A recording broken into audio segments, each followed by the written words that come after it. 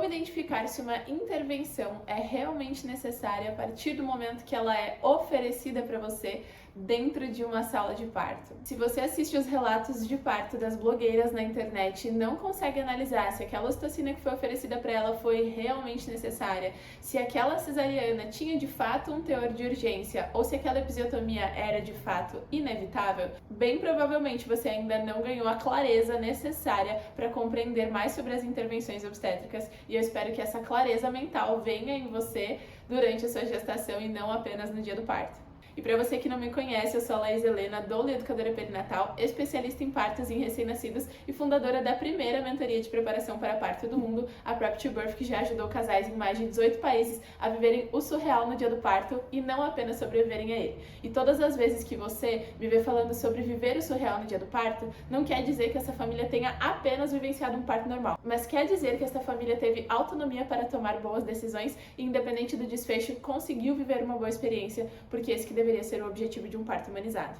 E se você caiu de paraquedas nesse vídeo, ou se já é uma seguidora que me acompanha nas redes sociais, inclusive se você não me acompanha, eu vou deixar o meu Instagram aqui na descrição. Grande parte das mulheres que chegam até mim dentro das redes sociais, elas têm um desejo profundo de vivenciar um parto natural. E quando a gente fala de parto natural, a gente não está falando apenas de um parto normal vaginal. Nós estamos falando de uma estrutura de um parto que acontece naturalmente, a ocitocina flui de forma natural, esse bebê nasce sem intervenções. E é super possível quando a gente fala de uma mulher jovem, numa gestação saudável, e não só colocando apenas as mulheres jovens nessa caixinha, se você tem 30 a mais, para você também é tão possível quanto. Só que o que nós precisamos entender é que hoje, com tantos recursos, possibilidades e avanços farmacológicos, é um pouco mais desafiador conseguir ter uma experiência de parto natural dentro de um ambiente hospitalar. Então as suas chances, elas são mais aumentadas quando nós falamos de partos em casa, por exemplo. Laís, então isso quer dizer que eu não vou conseguir viver minha experiência de parto natural se eu for para o hospital? Não foi isso que eu disse, você pode muito conseguir. Mas qual que é a diferença das mulheres que aceitam diversas intervenções, mesmo sabendo que não deveriam,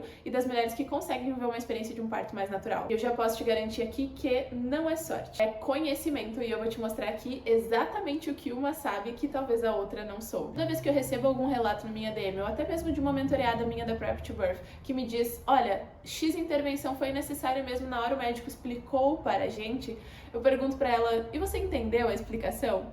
Porque o médico ter te explicado não necessariamente mostra que aquilo era necessário. Eu vou dar um exemplo muito claro para vocês. Em um determinado momento da minha atuação, eu acompanhei o parto de uma família que tinha um médico super intervencionista.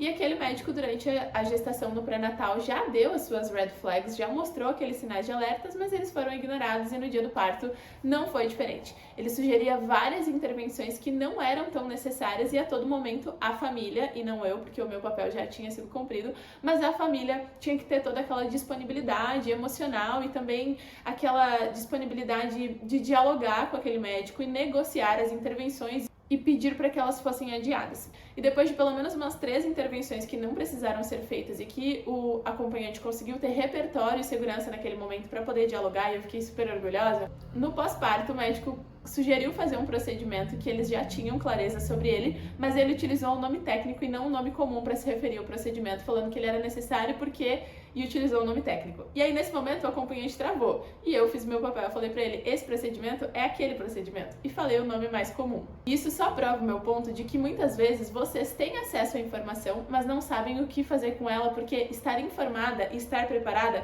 são duas coisas completamente diferentes. Eu posso entender que a episiotomia não é necessária, mas eu não sei o porquê. Então eu não estou preparada para lidar com o cenário de uma epísio. Eu só tenho uma informação solta e que não está linkada dentro de um espaço na minha cabeça. Então quando nós falamos sobre como você vai fazer para evitar uma intervenção desnecessária, não é que você consiga contra-argumentar com o médico, muito menos que você se coloque como aquela gestante chata, teimosa, que fica toda hora questionando, ou você vai questionar tudo por questionar. Não, mas ter um entendimento do que seria um protocolo hospitalar ou até uma conveniência médica e do que são intervenções que foram criadas para te ajudar. São recursos que foram feitos para aquele momento para ser um agente facilitador ou então um resolvedor de BO.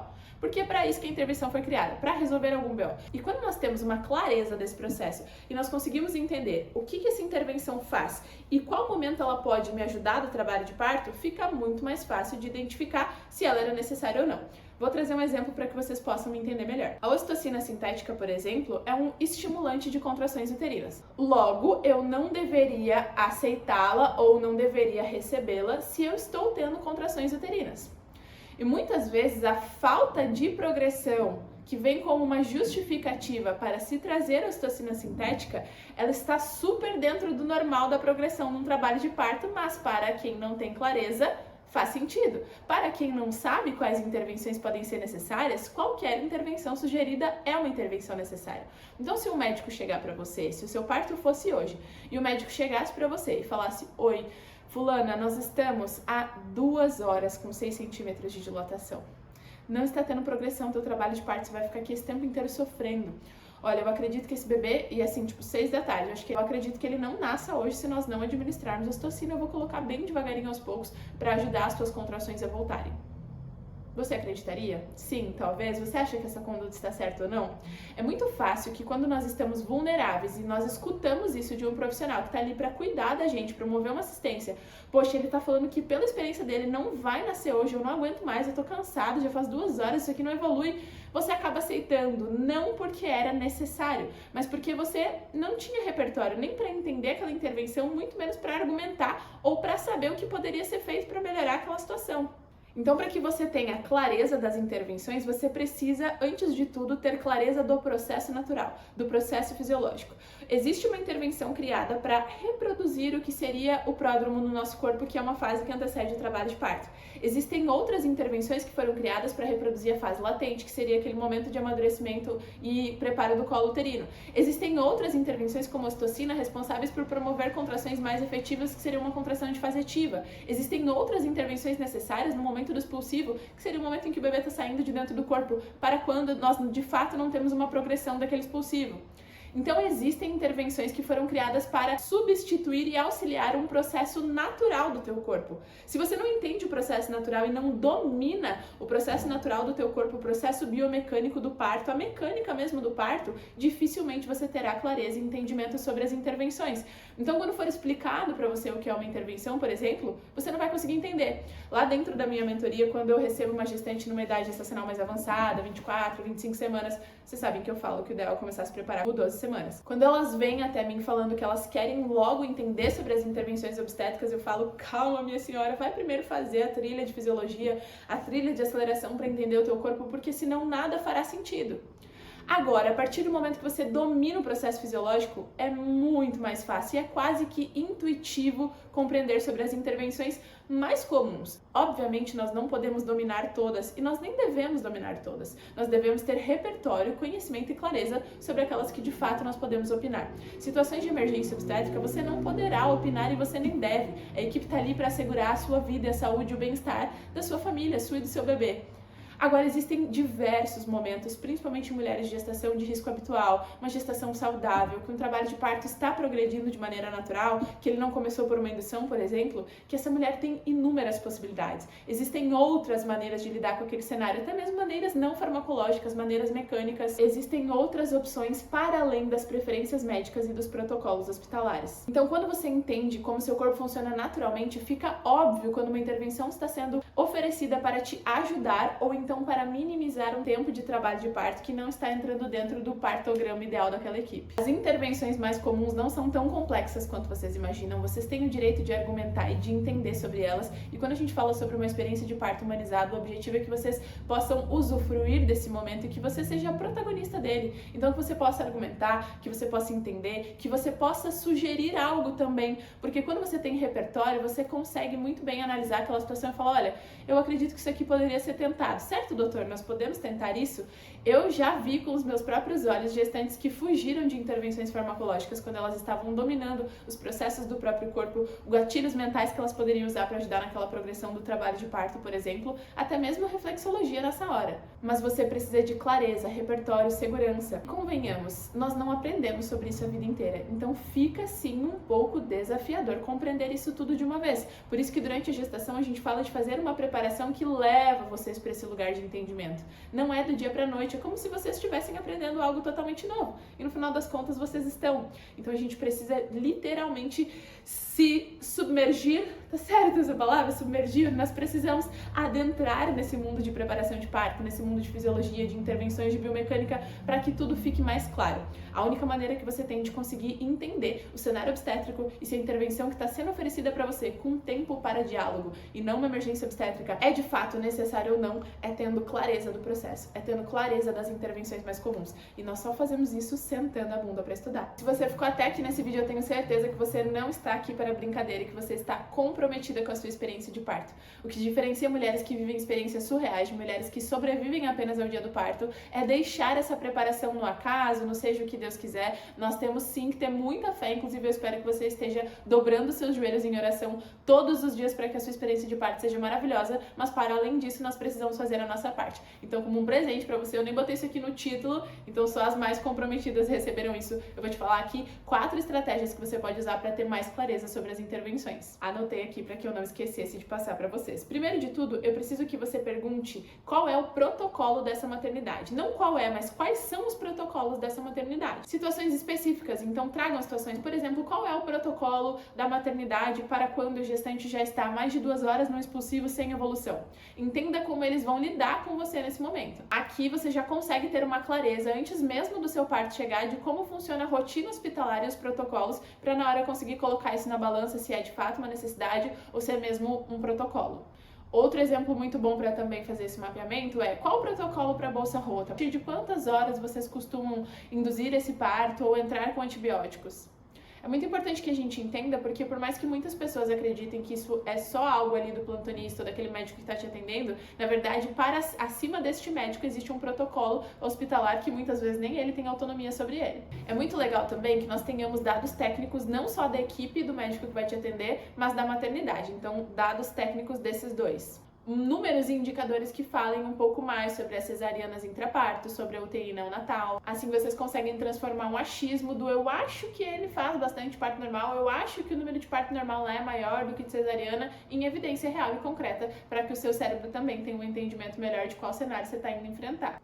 Questione muito o timing da equipe que vai te atender durante todo o seu pré-natal e faça isso durante o parto. Então, por exemplo, quando uma intervenção for sugerida que você ainda não tem muita segurança se ela era necessária ou não, como, por exemplo, contrações uterinas que não estão tão efetivas e você quer esperar um pouquinho mais para trazer ocitocina, você pode perguntar o que acontece se nós esperarmos mais 30 minutos? O que acontece se nós esperarmos mais 1 hora? O que acontece se nós esperarmos até o próximo toque, que deve ser feito de 2 a 3 horas ali, para que nós possamos tomar uma decisão? É muito legal porque vocês ganham tempo, empurram intervenções desnecessárias e muitas vezes tem uma prova real da atuação dessa equipe com vocês. E por último, entenda a fisiologia básica. Minha senhora, sem a fisiologia básica não vai dar. Entenda as fases normais do seu corpo e depois de ter muita clareza sobre elas, se pergunte qual intervenção é necessária para chegar aqui.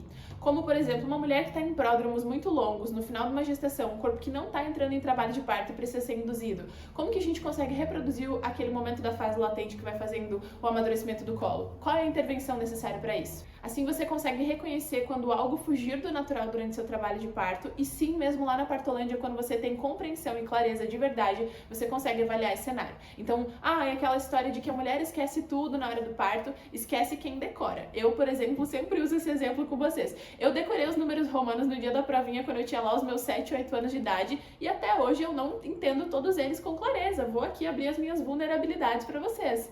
Agora, o que eu aprendi, tem fórmulas de química que eu não uso para absolutamente nada, mas que eu aprendi, que se eu me perguntar, elas estão na ponta da minha língua. Independente se eu estiver nervosa ou não, eu vou conseguir lembrar disso. Mas quando você repete esse processo muitas vezes durante ali toda a sua gestação com o seu marido, por exemplo. Então, você saber por que a dilatação pode parar e depois retomar, depois de quanto tempo ela pode retomar de forma natural, vai com certeza te fazer evitar aí muita intervenção desnecessária, que era só cronômetro da equipe rodando. E se você chegou até aqui, você é o tipo de mulher que não quer apenas deixar o parto acontecer, mas você quer ser protagonista desse dia. Essas 4 ações que eu acabei de te citar, elas são apenas a pontinha do iceberg. Uma coisa é saber o que perguntar, outra coisa é saber quando perguntar, de que maneira perguntar sem irritar essa equipe, por exemplo. Tem muitas de vocês que acreditam que no momento de questionar ou de argumentar dentro de um trabalho de parto, nós precisamos ser invasivas, deselegantes, rudes, e impor alguma decisão e parecer aquela gestante chata ou teimosa.